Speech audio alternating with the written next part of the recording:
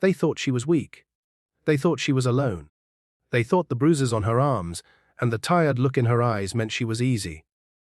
Another recruit barely surviving her first week of training. But what they didn't know, what no one there knew, was that she had spent years sharpening her soul into steel. And when 3 recruits cornered her in the cafeteria that afternoon, smirking like they owned the place, they had no idea they were about to meet someone who had already walked through hell and survived. 45 seconds. That's all it took for their world to turn upside down. 45 seconds to learn a truth they'd never forget. She wasn't just a recruit. She was a SEAL. THE momenti YPC to far.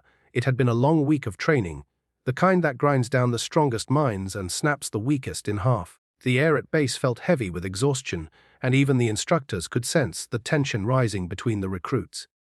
Among them was a woman named Mira Dalton, quiet, reserved, and frighteningly focused. She never bragged, never tried to impress anyone, and never reacted to the constant whispers that followed her like shadows. To most recruits, that silence made her an easy target. No one knew where she came from. No one knew that before she stepped foot onto that base, she had worn a trident, the emblem only the deadliest earn. That day in the cafeteria, Mira sat alone, eating fast and keeping her head down. She didn't come here to stand out. She came here to start over, to rebuild what life in the teams had taken from her. But trouble always finds those who don't seek it. 3 recruits, Reed, Mason, and Colton, approached her table with the smug confidence of boys who had never been taught fear. Reed kicked the leg of her chair just hard enough to rattle it. Mason leaned in, grinning, asking why someone, so fragile, thought she belonged here. Colton blocked her exit so she couldn't walk away. Their voices were loud, echoing off the metallic cafeteria walls, drawing subtle attention from others who pretended not to notice, but waited to see where it went. Mira didn't respond. Not because she was scared, but because she didn't want to lose control again.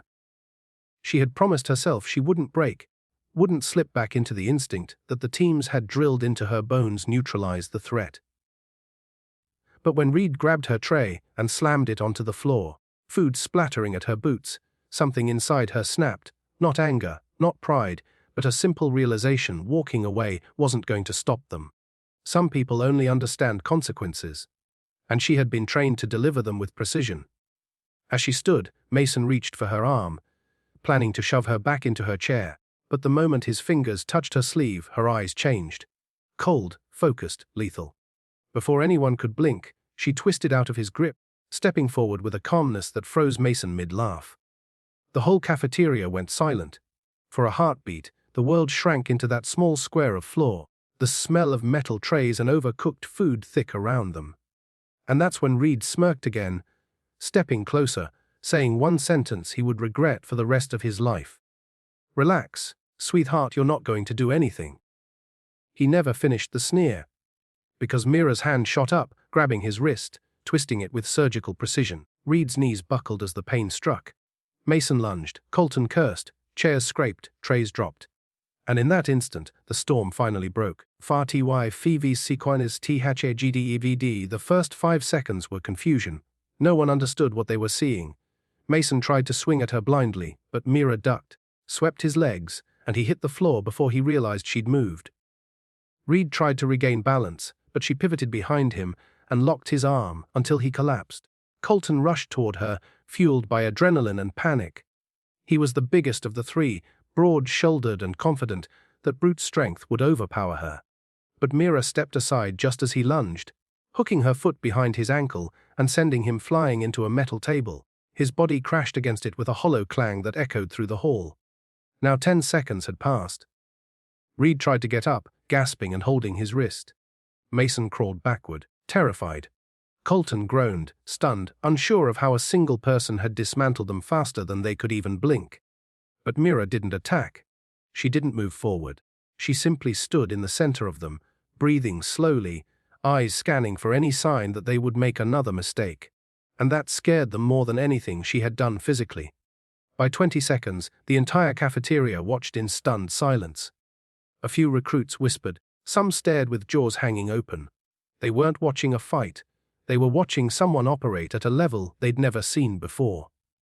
At the 30-second mark, An instructor entered the cafeteria, drawn by the noise. His eyes widened as he saw Mira standing over 3 recruits sprawled on the floor. For a moment, even he hesitated. He knew that stance. He knew that posture. It wasn't something they taught here. It was something earned elsewhere, earned in fire. "Dalton," he said, voice steady but cautious, "stand down." She immediately straightened, posture shifting, not out of fear, but discipline. The instructor turned toward the groaning recruits on the ground, frustration boiling in his voice. "Do you idiots have any idea who you just picked a fight with?" Reed wiped blood from his lip. "She's just a recree." "No." The instructor snapped, cutting him off. "She's not just anything. She's here under reassignment. She completed more missions than all of you combined. She was an AVCL." The silence that followed was absolute. Reed's face drained of color. Mason stared at her like she was a ghost. Colton swallowed hard, regret settling into his bones. They finally understood why 45 seconds felt like a lifetime. They finally understood the precision, the control, the terrifying calm in her every move. But Mira didn't look at them with triumph. She didn't enjoy winning. She simply walked past them, picking up her fallen tray, her hand steady even as emotion flickered behind her eyes. She didn't want to be feared. She didn't want to be legendary. She just wanted to start over, to remember the part of herself that wasn't forged in violence. And as she walked out of the cafeteria, the recruits watched her with a mixture of awe and shame, realizing they had learned a lesson they would remember far longer than their bruises. Strength isn't always loud. Power doesn't need to boast. And respect is earned the moment you truly see someone for who they are. That day, everyone in that room remembered one thing. Mira Dalton wasn't someone to fear. She was someone to honor. Because she remembered who she was, and now, so did they.